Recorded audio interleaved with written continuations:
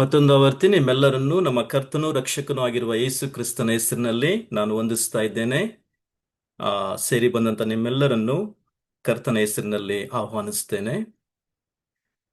ನಾವು ಯೋಹಾನನ ಸುವಾರ್ತೆಯ 3ನೆಯ ಭಾಗಕ್ಕೆ ನಾವು ಇವತ್ತು ಬಂದಿದ್ದೇವೆ. ಈ ದಿನದ ಯೋಹಾನನ ಸುವಾರ್ತೆಯ ಮೊದಲನೆಯ ಒಂದು ಪ್ರಮುಖವಾದಂತ ಮುನ್ನುಡಿಯ ಭಾಗವನ್ನು ತೆಗೆದುಕೊಂಡು ನಾವು ಅಧ್ಯಯನ ಮಾಡಲಿಕ್ಕಿದ್ದೇವೆ. ಅದಕ್ಕೂ ಮುಂಚಿತವಾಗಿ ನಾನು ಚಿಕ್ಕದಾಗಿ ಪ್ರಾರ್ಥನೆ ಮಾಡ್ತೇನೆ. ಪರಲೋಕದಲ್ಲಿ ಆಸೀನನಾಗಿರುವಂತ ಪರಿಶುದ್ಧನಾದಂಥ ದೇವರೇ, ಭೂಲೋಕಕ್ಕೆ ಮನುಷ್ಯನಾಗಿ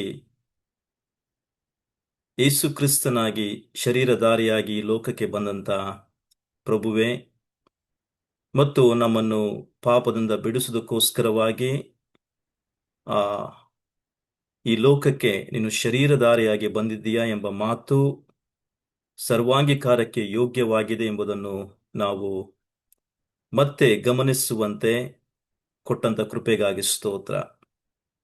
ಕರ್ತನೆ, ಈ ಕ್ಷಣದಲ್ಲಿ ನಿನ್ನ ವಾಕ್ಯಗಳನ್ನು ಅಧ್ಯಯನ ಮಾಡುವಾಗ ನಮಗೆ ಸ್ಪಷ್ಟನೆ ಕೊಡು, ಪವಿತ್ರಾತ್ಮನ ನಡೆಸುವಿಕೆಯನ್ನು ಅನುಗ್ರಹಿಸು, ಎಲ್ಲಾ ತರವಾದಂಥ ಅಡಚಣೆಗಳಿಂದ ದೂರ ಬಿಡು. ನಿನ್ನ ವಾಕ್ಯಗಳನ್ನು ಕೇಳಿ ಗಮನಿಸಿ ಸ್ವೀಕರಿಸಿ ಅದರ ಪ್ರಕಾರ ನಡೆಯುವಂಥ ಬಲವನ್ನು, ಕೃಪೆಯನ್ನು, ಜ್ಞಾನವನ್ನು ಅನುಗ್ರಹಿಸು. ಈ ದಿನದ ವಾಕ್ಯ ಭಾಗ ನಿನಗೆ ಒಪ್ಪಿಸ್ತಾ ಇದ್ದೇವೆ. ನಮ್ಮನ್ನು ನಡೆಸು ಎಂಬುದಾಗಿ, ಮಾತನಾಡು ದೇವರೇ ಎಂಬುದಾಗಿ ಯೇಸುವಿನ ನಾಮದಲ್ಲಿ ಬೇಡುತ್ತೇವೆ ನಮ್ಮ ತಂದೆಯೇ, ಆಮೇನ್. ಆಮೇನ್. ರೈಟ್, ನಿಮ್ಮ ಸತ್ಯವೇದಗಳನ್ನು ಯೋಹಾನನ ಸುವಾರ್ತೆ 1ನೇ ಅಧ್ಯಾಯಕ್ಕೆ ನೀವು ತಿರುಗಿಸುವುದಾದ್ರೆ, ಇದು 1ನೇ ಅಧ್ಯಾಯ ವಚನ 1ರಿಂದ 18ರವರೆಗೆ ಇದನ್ನು ನಾವು ಮುನ್ನುಡಿ ಎಂಬುದಾಗಿ ಕರೆಯುತ್ತೇವೆ. ಯಾಕಂದ್ರೆ ಈ ಮೊದಲ 18 ವಚನಗಳು ಇಡೀ ಪುಸ್ತಕಕ್ಕೆ ಒಂದು ಪ್ರಮುಖವಾದಂತ ಪರಿಚಯ ಮಾಡಿಕೊಡ್ತಾ ಇದೆ. ಇಡೀ ಪುಸ್ತಕವನ್ನು ಅಂದ್ರೆ ಯೋಹಾನನ ಸುವಾರ್ತೆಯ ಪುಸ್ತಕವನ್ನು ನೀವು ಅರ್ಥ ಮಾಡಿಕೊಳ್ಬೇಕಾದ್ರೆ ಮೊದಲ 18 ವಚನಗಳನ್ನು ಚೆನ್ನಾಗಿ ನಾವು ಅರ್ಥೈಸಿಕೊಳ್ಳುವಂಥದ್ದು ಬಹಳ ಪ್ರಾಮುಖ್ಯ. ಈ ಮೊದಲ 18 ವಚನಗಳನ್ನು ನಾವು ಅರ್ಥ ಮಾಡಿಕೊಂಡ್ರೆ ಕಾಲಕ್ರಮೇಣ ಪದೇ ಪದೇ ಒಂದೊಂದು ಪ್ರಮುಖವಾದಂಥ ಅಂಶಗಳನ್ನು ಯೋಹಾನನು ತೆಗೆದುಕೊಂಡು ಅದರ ಬಗ್ಗೆ ವಿಸ್ತಾರವಾದಂಥ ವಿವರಣೆಗಳನ್ನು ನಮಗೆ ಕೊಡ್ತಾನೆ. ಸೊ ಅದನ್ನು ನಾವು ಕಾಲಕ್ರಮೇಣ ನೋಡ್ಲಿಕ್ಕಿದ್ದೇವೆ. ಪ್ರಮುಖವಾಗಿ ಈ ಒಂದು ಮೊದಲ 18 ವಚನಗಳಲ್ಲಿ ಈ ಮುನ್ನುಡಿಯಲ್ಲಿ ಯೋಹಾನನು ಸುಮಾರು 7 ಪ್ರಮುಖವಾದಂಥ ಅಂಶಗಳನ್ನು ನಮಗೆ ಪರಿಚಯ ಮಾಡಿಕೊಡ್ತಾ ಇದ್ದಾನೆ. ಪೌಲನು ಅಥವಾ ಯೋಹಾನನು ಉಪಯೋಗಿಸಿದಂತ ಪ್ರಮುಖವಾದಂತ ಪದ ಅದು ಲೋಗೋಸ್ ಎಂಬುದಾಗಿ. ಗ್ರೀಕ್ ಭಾಷೆಯಲ್ಲಿ ಲೋಗೋಸ್ ಅಂದರೆ ವಾಕ್ಯ ಅಥವಾ ಮಾತನಾಡುವಂಥದ್ದು ಎಂಬುದಾಗಿ ಅರ್ಥ ಕೊಡುತ್ತದೆ. ಸೊ ಆ ಲೋಗೋಸ್ ಎಂಬ ಪದವನ್ನು ತೆಗೆದುಕೊಂಡು ಯೋಹಾನನು ಈ 18 ವಚನಗಳಲ್ಲಿ ಈ ಲೋಗೋಸ್ ಯಾರು, ಈ ಲೋಗೋಸ್ನ ವಿಶಿಷ್ಟತೆ ಏನು, ಈ ಲೋಗೋಸ್ ಈ ಲೋಕಕ್ಕೆ ಯಾಕೆ ಬಂದಿದ್ದಾರೆ, ಏನು ಮಾಡಿದ್ದಾರೆ ಎಂಬುದನ್ನು ನಮಗೆ ಪರಿಚಯ ಮಾಡಿಕೊಡ್ತಾ ಇದ್ದಾನೆ. ಸುಮಾರು 7 ವಿಷಯಗಳು ನೀವು ಗಮನಿಸುವುದಾದ್ರೆ, ಈ ಲೋಗೋಸ್ ಶರೀರಧಾರಿಯಾಗಿ ಲೋಕಕ್ಕೆ ಬಂತು ಎಂಬುದನ್ನು ಪರಿಚಯ ಮಾಡಿಕೊಡ್ತಾನೆ. ಈ ಲೋಗೋಸ್ ಅಂದರೆ ವಾಕ್ಯ ಬೆಳಕಾಗಿ ಈ ಲೋಕಕ್ಕೆ ಬಂತು ಎಂಬುದಾಗಿ ಪರಿಚಯ ಮಾಡಿಕೊಡುತ್ತಾನೆ. ಈ ಲೋಗೋಸ್ ಮನುಷ್ಯನಿಗೆ ಜೀವ ಕೊಡುವಂತ ಜೀವಧಾರೆಯಾಗಿ ಈ ಲೋಕಕ್ಕೆ ಬಂತು ಎಂಬುದಾಗಿ ಪರಿಚಯ ಮಾಡಿಕೊಡುತ್ತಾನೆ. ಮತ್ತು ಈ ಲೋಗೋಸ್ ಹೊಸದಾಗಿ ಹುಟ್ಟುವುದಕ್ಕೆ ಅಥವಾ ಪುನರ್ ಜೀವನ ಕೊಡುವುದಕ್ಕೆ ಅಥವಾ ಮರುಹುಟ್ಟುವನ್ನು ಅನುಗ್ರಹಿಸುವುದಕ್ಕೆ ಈ ಲೋಗೋಸ್ಗೆ ಪರಮಶಕ್ತಿ ಇದೆ ಎಂಬುದನ್ನು ನಮಗೆ ಪರಿಚಯ ಮಾಡಿಕೊಡ್ತಾನೆ. ಮತ್ತು ಈ ಲೋಗೋಸ್ ಅಂದ್ರೆ ವಾಕ್ಯದ ಪೂರ್ಣ ಕೃಪೆ ಹೇಗೆ ಮೂತ್ರ ರೂಪವಾಗಿದೆ ಎಂಬುದನ್ನು ಕೂಡ ನಮಗೆ ಪರಿಚಯ ಮಾಡಿಕೊಡ್ತಾನೆ. ಅಂದ್ರೆ ಯೇಸು ಕ್ರಿಸ್ತನ ಮೂಲಕ ಕೃಪೆಯು ಸತ್ಯತೆಯು ಹೇಗೆ ಪೂರ್ಣತೆಯಲ್ಲಿ ತೋರಿ ಬಂದಿದೆ ಎಂಬುದನ್ನು ನಮಗೆ ತೋರಿಸ್ಕೊಡ್ತಾನೆ. ಮತ್ತೆ ಕೊನೆಯದಾಗಿ ಈ ಲೋಗೋಸ್ ಅಂದ್ರೆ ಯೇಸು ಕ್ರಿಸ್ತನು ವಾಕ್ಯವಾಗಿ ಈ ಲೋಕಕ್ಕೆ ಬಂದಿದ್ದು ದೇವರನ್ನು ನಮಗೆ ಪ್ರಕಟ ಮಾಡುವುದಕ್ಕೋಸ್ಕರವಾಗಿ.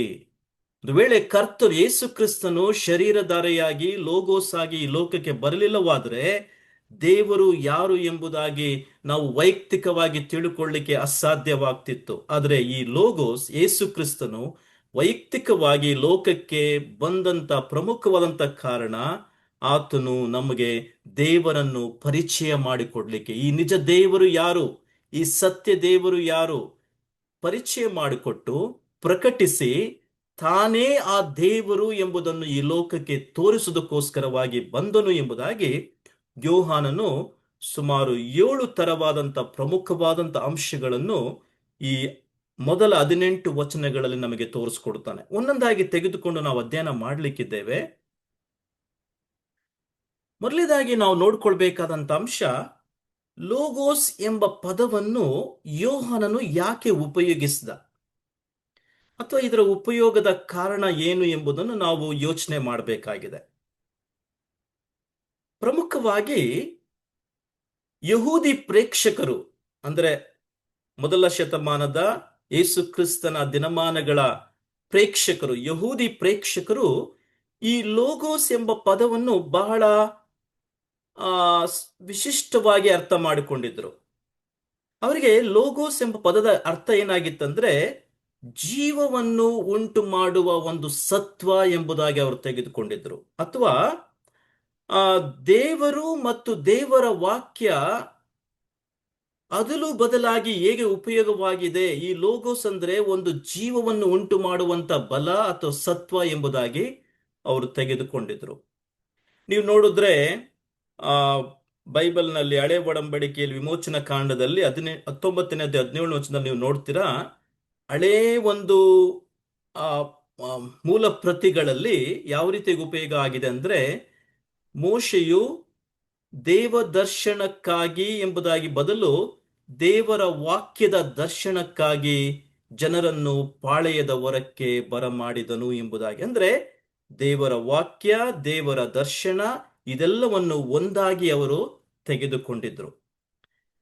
ಇದನ್ನು ಇನ್ನು ನಾವು ಸ್ಪಷ್ಟವಾಗಿ ಅರ್ಥ ಮಾಡಿಕೊಳ್ಬೇಕಾದ್ರೆ ನಾವು ಬೈಬಲ್ ಅನ್ನು ನೋಡ್ತೇವೆ. ಇಬ್ರಿಯ ಗ್ರಂಥಕರ್ತನು ಹೇಳ್ತಾನೆ, ದೇವರು ತನ್ನ ಬಾಯಿ ಮಾತಿನಿಂದ ಎಲ್ಲವನ್ನು ಉಂಟು ಮಾಡಿದನು.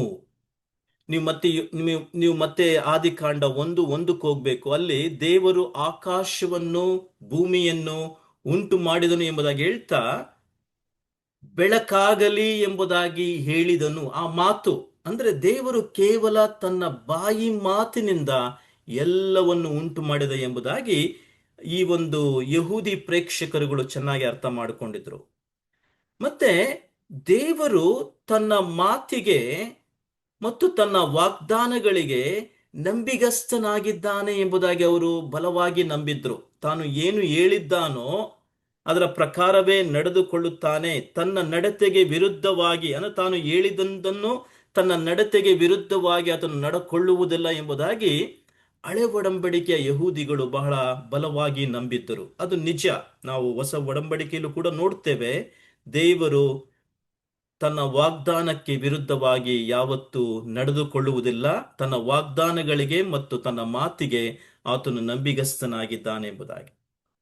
ಮತ್ತೆ ನೀವು ನೋಡ್ತೀರಾ, ಯೆಶಾಯನು ಬಹಳ ಸ್ಪಷ್ಟವಾಗಿ ನಮಗೆ ತಿಳಿಸ್ತಾನೆ. ಯೆಶಾಯನ ಪುಸ್ತಕ 55ನೇ ವಚನದಲ್ಲಿ, 55ನೇ ಅಧ್ಯಾಯದಲ್ಲಿ 10ನೇ ವಚನ ಈ ರೀತಿಯಾಗಿ ಹೇಳುತ್ತೆ, ಮಳೆಯು ಹಿಮವು ಆಕಾಶದಿಂದ ಬಿದ್ದು ಭೂಮಿಯನ್ನು ತೊಯಿಸಿ ಹಸುರುಗೊಳಿಸಿ ಫಲಿಸುವಂತೆ ಮಾಡಿ ಬಿತ್ತುವವನಿಗೆ ಬೀಜವನ್ನು ಉಣ್ಣುವವನಿಗೆ ಆಹಾರವನ್ನು ಒದಗಿಸದ ಹೊರತು ಹೇಗೆ ಆಕಾಶಕ್ಕೆ ಸುಮ್ಮನೆ ಹಿಂತಿರುಗುವುದಿಲ್ಲವೋ ಹಾಗೆಯೇ, ನೋಡಿ ಇಲ್ಲಿ, ಹಾಗೆಯೇ ನನ್ನ ಬಾಯಿಂದ ಹೊರಟ ಮಾತು. ಇದು ಬಹಳ ಪ್ರಾಮುಖ್ಯ. ಅಲ್ಲಿ ಹಳೆ ಒಡಂಬಡಿಕೆ ಯಹೂದಿ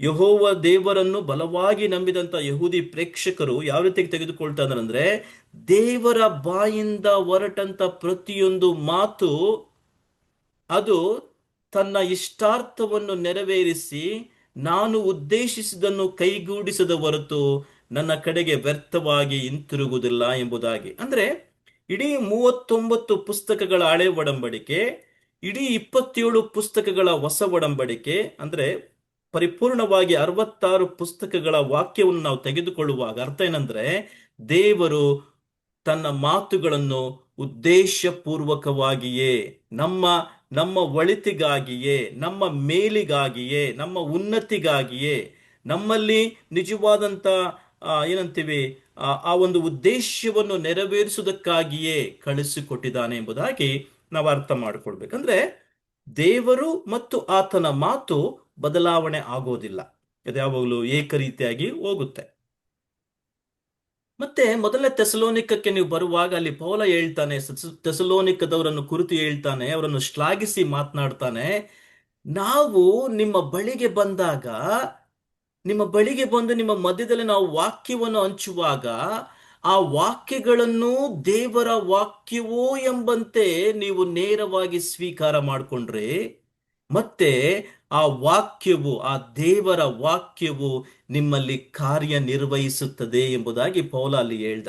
ಅಂದ್ರೆ ನಾವು ಕೇವಲ ದೇವರ ಮಾತುಗಳನ್ನ ಹೇಳಿದ್ವಿ, ಆ ಮಾತುಗಳು ದೇವರ ಮಾತುಗಳೇ ಎಂಬುದಾಗಿ ನೀವು ಸ್ವೀಕಾರ ಮಾಡಿಕೊಂಡ್ರೆ, ನಿಜವಾಗ್ಲೂ ಹೇಳ್ಬೇಕಂದ್ರೆ ಆ ಮಾತುಗಳು ಕಾರ್ಯನಿರ್ವಹಿಸುವಂತ ಮಾತುಗಳಾಗಿವೆ, ಅದು ದೇವರ ವಾಕ್ಯವಾಗಿದೆ ಎಂಬುದನ್ನು ನೀವು ತೆಗೆದುಕೊಂಡ್ರಿ ಎಂಬುದಾಗಿ ಅವರ ವಿಷಯವಾಗಿ ಪೌಲನು ಶ್ಲಾಘಿಸ್ತಾನೆ.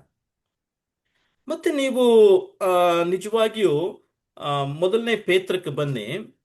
ಮೊದಲನೇ ಪೇತ್ರ 1ನೇ ಅಧ್ಯಾಯ, ಯಾಕೋಬನ ಪುಸ್ತಕಕ್ಕೆ ನಾವು ಹೋಗೋಣ. ಯಾಕೋಬನ ಪತ್ರಿಕೆ 1ನೇ ಅಧ್ಯಾಯ, ಅಲ್ಲಿ ಯಾಕೋಬನು ನಮಗೆ 21ನೇ ವಚನದಲ್ಲಿ ಬಹಳ ಸ್ಪಷ್ಟವಾದಂತ ವಿಷಯ ಹೇಳ್ತಾ ಇದ್ದಾನೆ. ನೋಡಿ ಅಲ್ಲಿ ಯಾಕೋಬ 1:21, ಎಲ್ಲಾ ನೀಚತನವನ್ನು ಎಲ್ಲಾ ದುಷ್ಟತನವನ್ನು ತೆಗೆದುಹಾಕಿ ಮನಸ್ಸಿನೊಳಗೆ ಬೇರೂರಿರುವ ವಾಕ್ಯಕ್ಕೆ ನಮ್ರತೆಯಿಂದ ಎಡೆಗೊಡಿರಿ, ಅದು ನಿಮ್ಮ ಆತ್ಮಗಳನ್ನು ರಕ್ಷಿಸಲು ಸಾಮರ್ಥ್ಯವುಳ್ಳದ್ದಾಗಿದೆ. ಅಂದ್ರೆ ಇಡೀ ದೇವರ ವಾಕ್ಯಕ್ಕೆ ನೀವು ನಮ್ರತೆಯಿಂದ ಎಡೆಗೊಡುವುದಾದ್ರೆ, ಗಮನ ಕೊಡುವುದಾದ್ರೆ, ಅಳವಡಿಸಿಕೊಳ್ಳುವುದಾದ್ರೆ, ಅದು ನಿಮ್ಮ ಆತ್ಮಗಳನ್ನು ಸಂರಕ್ಷಿಸುತ್ತದೆ ಎಂಬುದಾಗಿ ಇಲ್ಲಿ ಯಾಕೋಬ ಹೇಳ್ತಾನೆ.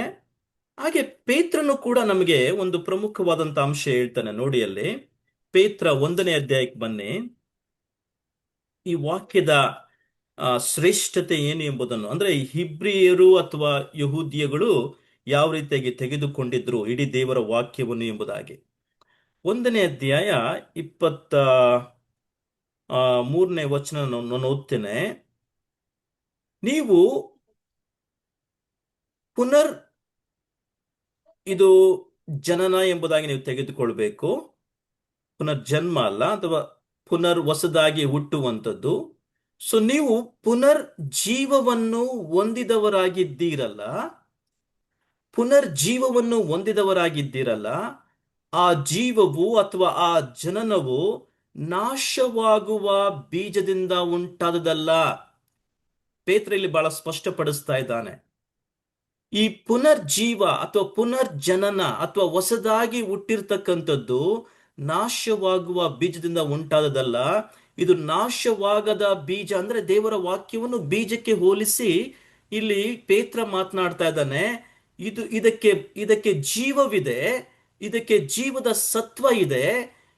ಇದು ಒಬ್ಬ ಮನುಷ್ಯನಿಗೆ ಆ ಜೀವವನ್ನು ಉಂಟು ಮಾಡುವಂತ ಒಂದು ಸಾಮರ್ಥ್ಯ ಇದರಲ್ಲಿ ಇದೆ ಎಂಬುದಾಗಿ ಹೇಳ್ತಾ ಇದ್ದಾನೆ. ನಾಶವಾಗದ ಬೀಜದಿಂದಲೇ ಉಂಟಾದದ್ದು, ಅದು ದೇವರ ಸದಾ ಜೀವವುಳ್ಳ ವಾಕ್ಯದ ಮೂಲಕವಾಗಿ ಉಂಟಾಯಿತು ಎಂಬುದಾಗಿ ಪೇತ್ರ ಇಲ್ಲಿ ಸ್ಪಷ್ಟಪಡಿಸ್ತಾ ಇದೆ. ಅಂದ್ರೆ ದೇವರ ವಾಕ್ಯ ಅದು ಎಂದಿಗೂ ಅಳಿಯುವುದಿಲ್ಲ, ಅದು ಸದಾಕಾಲ ಜೀವಿಸುವಂಥದ್ದು, ಮತ್ತು ಅದು ಅಸ್ತಿತ್ವದಲ್ಲಿರುವಂಥದ್ದು ಎಂಬುದಾಗಿ ನಮಗೆ ಸ್ಪಷ್ಟ ಆಗುತ್ತೆ. ಸೊ ಲೋಗೋಸ್ ಎಂಬ ಪದವನ್ನು ಯೋಹಾನನು ಉಪಯೋಗ ಮಾಡುವಾಗ ಯಹೂದಿ ಪ್ರೇಕ್ಷಕರಿಗೆ ಹೇಳ್ತಾ ಇದ್ದಾನೆ, ಈ ಲೋಗೋಸ್ ಬೇರೆ ಯಾರು ಅಲ್ಲ. ಹಳೆ ಒಡಂಬಡಿಕೆಯಲ್ಲಿ ನೀವು ದೇವರನ್ನು ಯಾವ ರೀತಿಯಾಗಿ, ದೇವರ ಮಾತುಗಳನ್ನು ದೇವರಾಗಿಯೇ, ದೇವರನ್ನು ದೇವರ ಮಾತುಗಳಾಗಿಯೇ ಯಾವ ರೀತಿಯಾಗಿ ತೆಗೆದುಕೊಂಡಿದ್ದೀರೋ, ಆ ಮಾತು, ಆ ವಾಕ್ಯ, ಆ ಒಂದು ಏನಂತೀವಿ, ಆ ನಿಜವಾದಂತ ಏನಂತೀವಿ, ಅದರ ಸತ್ವ, ಆ ಜೀವವನ್ನುಂಟು ಮಾಡುವಂತ ಸತ್ವ, ಅದು ಬೇರೆ ಯಾರು ಅಲ್ಲ, ಯೇಸು ಕ್ರಿಸ್ತನೇ ಎಂಬುದಾಗಿ ಒಂದು ಯಹೂದಿ ಪ್ರೇಕ್ಷಕರುಗಳಿಗೆ ಪರಿಚಯ ಮಾಡಿಕೊಡ್ತಾನೆ. ಆದ್ರೆ ಅಲ್ಲಿ ಕೇವಲ ಯಹೂದಿ ಪ್ರೇಕ್ಷಕರುಗಳು ಮಾತ್ರ ಇರಲಿಲ್ಲ, ಗ್ರೀಕ್ ಪ್ರೇಕ್ಷಕರುಗಳು ಕೂಡ ಇದ್ರು. ಅಂದ್ರೆ ಗ್ರೀಕ್ ಪ್ರೇಕ್ಷಕರು ಎಂಬುದನ್ನು ನಾವು ತೆಗೆದುಕೊಳ್ಳುವಾಗ ಯೇಸು ಕ್ರಿಸ್ತನು ಬರೋದಕ್ಕಿಂತ ಮುಂಚಿತವಾಗಿ ನಾವು ನೋಡುತ್ತೇವೆ, ಗ್ರೀಕರು ಇದ್ರು, ರೋಮನ್ನರು ಇದ್ರು, ಮತ್ತು ಯೇಸು ಕ್ರಿಸ್ತನ ದಿನಮಾನಗಳಲ್ಲಿ ರೋಮನ್ನರ ಆಳ್ವಿಕೆ ಇತ್ತು. ಆ ದಿನಮಾನಗಳಲ್ಲಿ ಗ್ರೀಕ್ ಯಾಕೆ ಅಷ್ಟು ಪ್ರಸಿದ್ಧವಾಗಿತ್ತು ಅಂದ್ರೆ, ಗ್ರೀಕ್ ಸಾಮ್ರಾಜ್ಯದ ಮೂಲಕ ಅನೇಕ ಮೇಧಾವಿಗಳು, ಅನೇಕ ತತ್ವಜ್ಞಾನಿಗಳು, ಫಾರ್ ಎಕ್ಸಾಂಪಲ್ ಉದಾಹರಣೆಯನ್ನು ತೆಗೆದುಕೊಂಡ್ರೆ ಸಾಕ್ರೆಟಿಸ್ ಎಂಬುದಾಗಿ ಅನೇಕ ತತ್ವಜ್ಞಾನಿಗಳು ಅಲ್ಲಿಂದ ಹೊರಬಂದ್ರು. ಅವರು ಉಪಯೋಗಿಸಿದಂತ ಬಹಳ ಸರಳವಾಗಿ ವಿಸ್ತಾರವಾಗಿ ಉಪಯೋಗಿಸಿದಂತ ಪದ ಯಾವುದಂದ್ರೆ ಲೋಗೋಸ್ ಎಂಬ ಪದವನ್ನು ಅವರು ಉಪಯೋಗಿಸ್ತಾ ಇದ್ರು. ಆದ್ರೆ ಅದು ನಿಜವಾಗಿಯೂ ಯಾರ ಕುರಿತಾಗಿ ಮಾತನಾಡ್ತದೆ ಎಂಬುದಾಗಿ ಅರ್ಥ ಮಾಡಿಕೊಂಡಿರಲಿಲ್ಲ. ಯೋಹಾನನು ಬಹಳ ಆ ಆತ್ಮದೃಷ್ಟಿಯಿಂದ ಅರ್ಥೈಸಿಕೊಂಡು ಗ್ರೀಕ್ ಪ್ರೇಕ್ಷಕರಿಗೂ ಬರಿತಾ ಇದ್ದಾನೆ, ಲೋಗೋಸ್ ಎಂಬುದು ಒಂದು ಪರಮ ಶಕ್ತಿಯಾಗಿದೆ. ಅಂದ್ರೆ ಅವರು ಲೋಗೋಸ್ ಎಂಬುದನ್ನು ಒಂದು ಮಾತಿನಲ್ಲಿಯೇ ಎಲ್ಲವೂ ಅಡಕವಾಗಿದೆ, ಮಾತಿನಲ್ಲಿಯೇ ಆ ಶಕ್ತಿ ತುಂಬಿಕೊಂಡಿದೆ, ಆ ಮಾತು, ಆ ವಾಕ್ಯ ಏನು ಎಂಬುದನ್ನು ಗ್ರೀಕ್ ಪ್ರೇಕ್ಷಕರು ತಮ್ಮ ತರ್ಕ ವಿವಾದಗಳಲ್ಲಿ ವಾದ ಮಾಡ್ತಾ ಇದ್ರು. ಸೊ ಯೋಹಾನನು ಮಾತನಾಡುವಾಗ ಈ ಸುಂದರವಾದಂತ ಲೋಕದ ವ್ಯವಸ್ಥೆಯನ್ನು ನಾವು ನೋಡುವಾಗ, ಈ ಸುಂದರವಾದಂತ ಲೋಕದ ವ್ಯವಸ್ಥೆಯ ಹಿಂದೆ ಒಂದು ಮೂಲ ಕಾರಣ ಇದೆ, ಅಥವಾ ಈ ಸುಂದರವಾದಂತ ಲೋಕವನ್ನು, ಭವ್ಯವಾದಂತ ಸೃಷ್ಟಿಯನ್ನು ಉಂಟು ಮಾಡಿದಂತ ಒಬ್ಬ ಬುದ್ಧಿವಂತ ವ್ಯಕ್ತಿ ಇದ್ದಾನೆ. ಅರ್ಥ ಮಾಡ್ಕೊಳ್ಳಿ, ಒಬ್ಬ ಬುದ್ಧಿವಂತ ವ್ಯಕ್ತಿ ಈ ಸುಂದರವಾದಂತ ಲೋಕದ ಹಿಂದೆ ಇದ್ದಾನೆ.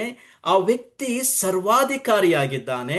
ಆ ವ್ಯಕ್ತಿ ಅತೀಂದ್ರಿಯನಾಗಿದ್ದಾನೆ, ಅಂದ್ರೆ ಆತನು ಕಾಣಲೊಲ್ಲದವನಾಗಿದ್ದಾನೆ. ಆ ವ್ಯಕ್ತಿ ಅಗ್ರಾಹ್ಯನಾಗಿದ್ದಾನೆ, ಅಂದ್ರೆ ಆತನನ್ನು ನಮ್ಮ ಮನಸ್ಸಿನಲ್ಲಿ ಗ್ರಹಿಸಿಕೊಳ್ಳುವುದಕ್ಕೆ ಅದು ಅದು ಸಾಲುವುದಿಲ್ಲ. ಮತ್ತು ಆ ವ್ಯಕ್ತಿ ಅಗೋಚರವಾಗಿದ್ದಾನೆ, ಅದೃಶ್ಯನಾಗಿದ್ದಾನೆ, ಮತ್ತೆ ಆ ವ್ಯಕ್ತಿ ವೈಯಕ್ತಿಕನಾಗಿದ್ದಾನೆ. ಈ ವ್ಯಕ್ತಿಯ ಬಗ್ಗೆ ನೀವು ಮಾತನಾಡ್ತಾ ಇದ್ದೀರಾ ನಿಮ್ಮ ತರ್ಕಗಳಲ್ಲಿ, ಆದ್ರೆ ಈ ವ್ಯಕ್ತಿ ಯಾರು ಎಂಬುದಾಗಿ ನಿಮಗೆ ಗೊತ್ತಿಲ್ಲ. ಆ ವ್ಯಕ್ತಿಯನ್ನು ನಾನು ನಿಮಗೆ ಪರಿಚಯ ಮಾಡಿಕೊಡ್ತಾ ಇದ್ದೇನೆ ಎಂಬುದಾಗಿ ಯೋಹಾನನು ಈ ಲೋಗೋಸ್ ಎಂಬ ಪದವನ್ನು ಉಪಯೋಗ ಮಾಡುತ್ತಾ ಗ್ರೀಕ್ ತತ್ವಜ್ಞಾನಿಗಳಿಗೆ ನೇರವಾಗಿ ಹೇಳ್ತಾ ಇದ್ದಾನೆ. ಅದೇನೆಂದ್ರೆ, ಎಲ್ಲವನ್ನು ಉಂಟು ಮಾಡಿ ನಡೆಸ್ತಾ ಇರ್ತಕ್ಕಂಥ ಒಬ್ಬ ಭವ್ಯವಾದಂತ ಅಥವಾ ಒಬ್ಬ ಬುದ್ಧಿವಂತ ವ್ಯಕ್ತಿ ಇದ್ದಾನೆ. ಆ ವ್ಯಕ್ತಿ ಬೇರೆ ಯಾರು ಅಲ್ಲ, ನಾನು ನಿಮಗೆ ಪರಿಚಯಿಸುವಂತ ಈ ಲೋಗೋಸ್ ಎಂಬುದಾಗಿ. ಅಂದ್ರೆ ಶತಮಾನಗಳವರೆಗೆ ಈ ಗ್ರೀಕ್ ತತ್ವಜ್ಞಾನಿಗಳು ಯಾವುದರ ಬಗ್ಗೆ ಯೋಚನೆ ಮಾಡ್ತಾ ಇದ್ರೋ, ಯಾವುದರ ಬಗ್ಗೆ ತರ್ಕ ಮಾಡ್ತಾ ಇದ್ರೋ, ಯಾವುದರ ಬಗ್ಗೆ ಬರೀತಾ ಇದ್ರೋ, ಬಹಳ ಬರವಣಿಗೆಗಳು ಅವರ ವಿಷಯವಾಗಿ ನಮ್ಗೆ ಇವತ್ತು ಲಭ್ಯ ಇದೆ. ಈ ಲೋಗೋಸ್ ಎಂಬುದಾಗಿ ಯಾವುದರ ಬಗ್ಗೆ ಅವರು ಬರೀತಾ ಇದ್ರೋ, ಆ ನಿಜ ರೂಪವಾದಂತ ಲೋಗೋಸ್ ವ್ಯಕ್ತಿ ಯಾರೂ ಅಲ್ಲ, ಶರೀರಧಾರಿಯಾಗಿ ಬಂದಿರತಕ್ಕಂಥ ಯೇಸು ಕ್ರಿಸ್ತನೇ ಎಂಬುದಾಗಿ ಧೈರ್ಯವಾಗಿ ಪ್ರಕಟಿಸ್ತಾ ಇದ್ದಾನೆ. ಸೊ ಇದನ್ನು ಈ ರೀತಿಯಾಗಿ ನಾವು ಅರ್ಥ ಮಾಡ್ಕೊಳ್ಬೇಕು.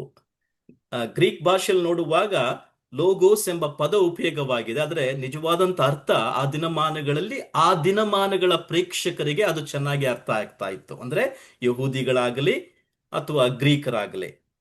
ಸೊ ನಾವು ಯಾವ ರೀತಿಯಾಗಿ ಅರ್ಥ ಮಾಡ್ಕೊಳ್ಬೇಕಂದ್ರೆ, ನಿಜವಾಗಿಯೂ ಇದು ಜೀವವನ್ನು ಉಂಟು ಮಾಡುವಂತ ವಾಕ್ಯ, ಜೀವಿತವನ್ನು ಬದಲಾಯಿಸುವಂತ ವಾಕ್ಯ, ಮತ್ತು ನಿಜವಾಗಿಯೂ ಎಲ್ಲಾ ಸೃಷ್ಟಿಯ ಹಿಂದೆ ಒಬ್ಬ ಬುದ್ಧಿವಂತ ವ್ಯಕ್ತಿ ಇದ್ದಾನೆ. ಈತನು ವೈಯಕ್ತಿಕವಾದಂತ ವ್ಯಕ್ತಿ, ಈತನು ಸರ್ವಾಧಿಕಾರಿ, ಈತನೇ ಆ ದೇವರು, ಒಬ್ಬನೇ ದೇವರು ಯೇಸು ಕ್ರಿಸ್ತನು ಎಂಬುದಾಗಿ ಯೋಹಾನನು ಪರಿಚಯ ಮಾಡಿಕೊಡುವ ಹಾಗೆ ಈ ಲೋಗೋಸ್ ಎಂಬ ಪದವನ್ನು ನಾವು ಅರ್ಥ ಮಾಡಿಕೊಳ್ಬೇಕಾಗಿದೆ. ಈಗ ನಾವು ಈ ಲೋಗೋಸ್ನ ವಿಷಯವಾಗಿ ಯೋಹಾನನು ಏನೆಲ್ಲ ನಮಗೆ ತಿಳಿಸ್ತಾ ಇದ್ದಾನೆ ಎಂಬುದನ್ನು ಒಂದೊಂದಾಗಿ ನಾವು ತೆಗೆದುಕೊಂಡು ಅಧ್ಯಯನ ಮಾಡೋಣ. ಈಗ ಯೋಹಾನನ ಸುವಾರ್ತೆಗೆ ಬನ್ನಿ, 1ನೇ ಅಧ್ಯಾಯ 1ನೇ ವಚನ ಓದೋಣ. ಅಲ್ಲಿ ವಾಕ್ಯ ಹೇಳುತ್ತದೆ, ಆದಿಯಲ್ಲಿ ವಾಕ್ಯವಿತ್ತು, ಲೋಗೋಸ್ ಇತ್ತು, ಆ ವಾಕ್ಯವು ದೇವರ ಬಳಿಯಲ್ಲಿತ್ತು, ಆ ವಾಕ್ಯವು ದೇವರಾಗಿತ್ತು. ಆ ವಾಕ್ಯವೆಂಬುವವನು ಆದಿಯಲ್ಲಿ ದೇವರ ಬಳಿಯಲ್ಲಿದ್ದನು. ಆತನ ಮೂಲಕವಾಗಿ ಸಮಸ್ತವೂ ಉಂಟಾಯಿತು. ಉಂಟಾಗಿರುವ ವಸ್ತುಗಳಲ್ಲಿ ಆತನಿಲ್ಲದೆ ಒಂದಾದರೂ ಉಂಟಾಗಲಿಲ್ಲ. ಆತನಲ್ಲಿ ಜೀವವಿತ್ತು. ಆ ಜೀವವು ಮನುಷ್ಯರಿಗೆ ಬೆಳಕಾಗಿತ್ತು. ಆ ಬೆಳಕು ಕತ್ತಲಲ್ಲಿ ಪ್ರಕಾಶಿಸುತ್ತದೆ ಮತ್ತು ಕತ್ತಲು ಅದನ್ನು ಜಯಿಸಲಾರದು ಅಥವಾ ಮುಸುಕಲಿಲ್ಲ. ಕೆಲವು ವಚನಗಳು, ಮಿಕ್ಕಾದಂತ ವಚನಗಳನ್ನು ಕಾಲ ನಂತರ ನಾವು ಓದೋಣ. ಸದ್ಯಕ್ಕೆ ಮೊದಲ ವಚನ ನೀವು ತೆಗೆದುಕೊಳ್ಳಿ. ಆದಿಯಲ್ಲಿ ವಾಕ್ಯವಿತ್ತು ಎಂಬುದಾಗಿ ಯೋಹಾನ ಹೇಳುವಾಗ ಆದಿ ಎಂಬ ಪದ ಇಲ್ಲಿ ಬಹಳ ಪ್ರಾಮುಖ್ಯ. ಅದಕ್ಕೂ ಮುಂಚಿತವಾಗಿ ಇದೇನು ಸೂಚಿಸ್ತದೆ ಎಂಬುದಾಗಿ ಹೇಳುವಾಗ, ಆದಿಯಲ್ಲಿ ಎಲ್ಲವೂ ಪ್ರಾರಂಭವಾದಾಗ ಆ ಪ್ರಾರಂಭಕ್ಕೆ ಮೊದಲೇ ಈ ಲೋಗೋಸ್ ಜೀವಿಸುತ್ತಾ ಇತ್ತು ಎಂಬುದಾಗಿ ಅರ್ಥ. ಯೇಸು ಯಹೂದ್ಯರ ಸಂಗಡ ಮಾತನಾಡುವಾಗ ಯೋಹಾನನ ಸುವಾರ್ತೆ 8ನೇ ಅಧ್ಯಾಯದಲ್ಲಿ ಅವರು ಪ್ರಶ್ನೆ ಮಾಡ್ತಾರೆ, ನೀನು ಅಬ್ರಹಾಮನಿಗಿಂತಲೂ ದೊಡ್ಡವನು ಎಂಬುದಾಗಿ. ಕರ್ತನೆ ಹೇಳ್ತಾನೆ ಅಲ್ಲಿ, ಅಬ್ರಹಾಮನು ಇರುವುದಕ್ಕಿಂತ ಮುಂಚೆಯೇ ನಾನು ಇದ್ದೆ ಎಂಬುದಾಗಿ. ಅದರ ಅರ್ಥ ಏನಂದ್ರೆ, ಅಲ್ಲಿ ಆ ಅಯಾಮ್ ಎಂಬ ಪದ ಅಲ್ಲಿ ಉಪಯೋಗ ಆಗಿದೆ. ಅಂದ್ರೆ ನಾನು ಯಾವಾಗಲೂ ಇರುವಾತನು, ಅಬ್ರಹಾಮನಿಗೆ ಮುಂಚಿತವಾಗಿ ನಾನು ಇರುವಾತನು ಎಂಬ ಪದ ಅಲ್ಲಿ ಉಪಯೋಗವಾಗಿದೆ. ಇದ್ದೇ ಎಂಬುದಾಗಿ ಪದ ಅಲ್ಲಿ ಉಪಯೋಗವಾಗಿಲ್ಲ. ಅರ್ಥ ಏನಂದ್ರೆ, ಆತನು ಸದಾಕಾಲ ಇರುವಾತನು. ಎಲ್ಲವೂ ಈ ಲೋಕದಲ್ಲಿ ಈ ಲೋಕ ಸೃಷ್ಟಿಸಲ್ಪಡೋದಕ್ಕಿಂತ ಮುಂಚಿತವಾಗಿ ಆತನು ಯಾವಾಗಲೂ ಇರುವಾತನಾಗಿದ್ದಾನೆ ಎಂಬುದಾಗಿ ಅಲ್ಲಿ ಸ್ಪಷ್ಟ ಆಗುತ್ತೆ. ಹಾಗಾದ್ರೆ ಬೈಬಲ್ನಲ್ಲಿ 3 ತರವಾದಂಥ ಪ್ರಾರಂಭಗಳು ಆದಿ ಇದೆ ಎಂಬುದನ್ನು ನಾವು ತಿಳ್ಕೊಳ್ಬೇಕಾಗ್ತದೆ. 3 ತರವಾದಂಥ ಆದಿ ಬೈಬಲ್ ನಮಗೆ ಕಲಿಸ್ಕೊಡ್ತಾ ಇದೆ. ಮೊದಲನೇ ಆದಿ ನಾವು ಎಲ್ಲಿ ನೋಡ್ತೀವಿ ಅಂದ್ರೆ, ಆದಿಕಾಂಡ 1ನೇ ಅಧ್ಯಾಯ 1ನೇ ವಚನ, ಬೈಬಲ್ನ ಮೊದಲ ವಚನ ಏನ್ ಹೇಳುತ್ತೆ? ಆದಿಕಾಂಡ 1ನೇ ಅಧ್ಯಾಯ 1ನೇ ವಚನ ಬಹಳ ಸ್ಪಷ್ಟವಾಗಿ ಹೇಳ್ತಾ ಇದೆ, ಆದಿಯಲ್ಲಿ ದೇವರು ಆಕಾಶವನ್ನು ಭೂಮಿಯನ್ನು ಉಂಟು ಮಾಡಿದನು. ಅರ್ಥ ಏನಂದ್ರೆ, ಆದಿ ಎಂಬ ಪದ ಆದಿಕಾಂಡ 1ನೇ ಅಧ್ಯಾಯ 1ನೇ ವಚನ ಏನ್ ತೋರಿಸ್ತದೆ ಅಂದ್ರೆ, ಸಮಯದ ಪ್ರಾರಂಭ, ಆಕಾಶದ ಪ್ರಾರಂಭ, ಸಮೂಹಗಳ ಪ್ರಾರಂಭ. ಇದನ್ನು ನಾವು ಇಂಗ್ಲಿಷ್ ನಲ್ಲಿ ಟೈಮ್, ಸ್ಪೇಸ್, ಮಾಸ್ ಎಂಬುದಾಗಿ ನಾವು ಕರೀತೇವೆ. ಸಮಯ ಯಾವಾಗ ಪ್ರಾರಂಭವಾಯಿತು? ಆದಿಕಾಂಡ 1ನೇ ಅಧ್ಯಾಯ 1ನೇ ವಚನ. ದೇವರು ಆದಿಯಲ್ಲಿ ಸಮಯವನ್ನು ಪ್ರಾರಂಭ ಮಾಡದ, ಆಕಾಶವನ್ನು ಉಂಟು ಮಾಡದ ಮತ್ತು ಸಮೂಹಗಳನ್ನು, ಅಂದ್ರೆ ಆಕಾಶದಲ್ಲಿ ಹಾರಾಡುವಂತ ಪಕ್ಷಿಗಳ ಸಮೂಹವಾಗಿರಬಹುದು, ಜಲಚರಗಳಲ್ಲಿ ಹರಿದಾಡುವಂತ ಇದಾಗಿರಬಹುದು, ಜಲಚರಗಳ ಪ್ರಾಣಿಗಳಾಗಿರ್ಬೋದು, ಭೂಮಿ ಮೇಲೆ ಹರಿದಾಡುವಂತ ಕಾಡು ಮೃಗಗಳು ಅಥವಾ ಎಲ್ಲಾ ಪ್ರಾಣಿಗಳಾಗಿರ್ಬೋದು, ಮತ್ತು ಮನುಷ್ಯನಾಗಿರ್ಬೋದು, ಈ ಎಲ್ಲಾ ಸಮೂಹವನ್ನು ದೇವರು ಆದಿಯಲ್ಲಿ ಉಂಟು ಮಾಡಿದ ಎಂಬುದಾಗಿ ಆದಿಕಾಂಡ 1ನೇ ಅಧ್ಯಾಯ 1ನೇ ವಚನ ನಮ್ಗೆ ಹೇಳುತ್ತೆ. ಆದ್ರೆ ಇಲ್ಲಿ ಯೋಹಾನನ ಸುವಾರ್ತೆ 1ನೇ ಅಧ್ಯಾಯ 1ನೇ ವಚನ ಆದಿ ಎಂಬ ಪದವನ್ನು ಯೋಹಾನನು ಉಪಯೋಗಿಸುವಾಗ ನಮ್ಮನ್ನು ಸೃಷ್ಟಿಗೆ ತೆಗೆದುಕೊಂಡು ಹೋಗ್ತಾ ಇದ್ದಾನೆ. ಅಂದ್ರೆ ಆದಿಯಲ್ಲಿ ಅಂದ್ರೆ ಸೃಷ್ಟಿಗೆ ಮುಂಚಿತವಾಗಿ ಎಂಬುದಾಗಿ ಅರ್ಥ. ಆದಿಯಲ್ಲಿ ವಾಕ್ಯವಿತ್ತು ಎಂಬುದಾಗಿ ಹೇಳುವಾಗ ಎಲ್ಲವನ್ನೂ ಸೃಷ್ಟಿ ಮಾಡುವಾಗ ಯೇಸು ಕೂಡ ಸೃಷ್ಟಿಸಲ್ಪಟ್ಟನು ಎಂಬುದಾಗಿ ಅರ್ಥ ಅಲ್ಲ. ಯೇಸು ಸೃಷ್ಟಿಸಲ್ಪಟ್ಟಿಲ್ಲ, ಯೇಸು ಸೃಷ್ಟಿಕರ್ತನಾಗಿದ್ದಾನೆ. ಎಲ್ಲವನ್ನು ಉಂಟು ಮಾಡಿದಂತ ಸೃಷ್ಟಿಕರ್ತನು. ಅಂದ್ರೆ ನಮ್ಮನ್ನು ಸೃಷ್ಟಿಗೆ ತೆಗೆದುಕೊಂಡು ಹೋಗಿ ಯೋಹಾನನ್ ತಿಳಿಸ್ತಾ ಇದ್ದಾನೆ, ಆ ಆದಿಗೆ ಮುಂಚಿತವಾಗಿಯೇ ಎಲ್ಲವನ್ನು ಪ್ರಾರಂಭಿಸಿದ ಆತನು ಇದ್ದಾನೆ. ಆತನನ್ನು ನಾನು ನಿಮಗೆ ಪರಿಚಯ ಮಾಡಿಕೊಡ್ತಾ ಇದ್ದೇನೆ. ಸೃಷ್ಟಿಯ ಪ್ರಾರಂಭದ ಹಿಂದೆ ಎಲ್ಲವನ್ನು ಪ್ರಾರಂಭಿಸಿದ ಆತನು ಒಬ್ಬನಿದ್ದಾನೆ. ಆತನು ಈ ಲೋಗೋಸ್ ಯೇಸು ಕ್ರಿಸ್ತನು ಎಂಬುದಾಗಿ ತಿಳಿಸ್ತಾ ಇದ್ದಾನೆ. ಮತ್ತೆ ಇನ್ನೊಂದು ಆದಿ ಬೈಬಲ್ ನಮಗೆ ತಿಳಿಸುತ್ತೆ. ಮೊದಲನೇ ಯೋಹಾನ 1ನೇ ಅಧ್ಯಾಯ 1ನೇ ವಚನ. ಇದೇ ಯೋಹಾನ ಗ್ರಂಥಕರ್ತನು ಇನ್ನು 3 ಪತ್ರಿಕೆಗಳನ್ನು ಬರೆದಿದ್ದಾನೆ. ಆ ಮೊದಲನೇ ಪತ್ರಿಕೆಗೆ ನೀವು ಬಂದ್ರೆ, ಪ್ರಕಟಣೆಯ ಪುಸ್ತಕಕ್ಕೆ ಮುಂಚಿತವಾಗಿದೆ. ಆ ಮೊದಲನೇ ಪತ್ರಿಕೆಯ ಅಂದ್ರೆ ಯೋಹಾನನ ಮೊದಲನೇ ಪತ್ರಿಕೆ 1ನೇ ಅಧ್ಯಾಯ 1ನೇ ವಚನ ಗಮನಿಸಿ ಅಲ್ಲಿ. ನಾವು ನಿಮಗೆ ಪ್ರಸಿದ್ಧಪಡಿಸುವ ಜೀವವಾಕ್ಯವು ಆದಿಯಿಂದ ಇದ್ದದ್ದು. ಅಲ್ಲಿ ಚೆನ್ನಾಗಿ ಗಮನಿಸಿ ಅಲ್ಲಿ. ಅಂದ್ರೆ ಇಲ್ಲಿ ಆದಿಯಿಂದ ಇದ್ದದ್ದು ಎಂಬುದಾಗಿ ಯೋಹಾನ ಹೇಳುವಾಗ, ನಾನು ನಿಮಗೆ ತಿಳಿಸ್ತಾ ಇರ್ತಕ್ಕಂಥ ಈ ಜೀವವಾಕ್ಯ ಬೇರೆ ಯಾರು ಅಲ್ಲ, ದ ವರ್ಡ್ ಆಫ್ ಲೈಫ್. ಈ ಜೀವವಾಕ್ಯ ಯೇಸು ಕ್ರಿಸ್ತನೇ ಆಗಿದ್ದಾನೆ, ಲೋಗೋಸ್ ಆಗಿದೆ. ಈ ಲೋಗೋಸ್ ಆದಿಯಿಂದ ಇದ್ದದ್ದು. ಅಂದ್ರೆ ಸೃಷ್ಟಿ ಪ್ರಾರಂಭವಾಗುವುದಕ್ಕಿಂತ ಮುಂಚಿತವಾಗಿ ಈ ಯೇಸು ಇದ್ದನು ಎಂಬುದನ್ನು ಆ ನಮಗೆ ಈ 3 ಆದಿಗಳು ನಮಗೆ ಸ್ಪಷ್ಟಪಡಿಸ್ತಾ ಇದೆ. ಇದೆಲ್ಲ ನಮಗೆ ಏನ್ ತಿಳಿಸ್ತಾ ಇದೆ?